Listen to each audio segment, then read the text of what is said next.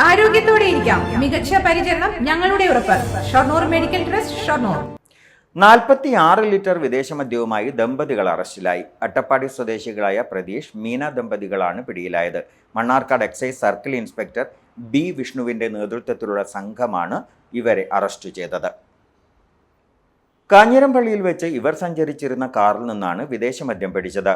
Palakkad IB assistant excise ഇൻസ്പെക്ടർക്ക് കിട്ടിയ രഹസ്യ വിവരം കണക്കിലെടുത്താണ് ഇവരുടെ വാഹനം പരിശോധിച്ചത്. പിടിയിലായ പ്രതീഷ് നേരത്തെയും ഇത്തരത്തിൽ നിരവധി അബ്കാരി കേസുകളിൽ അറസ്റ്റിലായിട്ടുണ്ട്. ശിവരാത്രിയോടനുബന്ധിച്ച് അട്ടപ്പാടിയിലും മറ്റും വിൽപ്പനയ്ക്കായി കരുതിയ മദ്യമാണ് പിടികൂടിയത്. ഇവർ സഞ്ചരിച്ച കാറും കസ്റ്റഡിയിലെടുത്തു.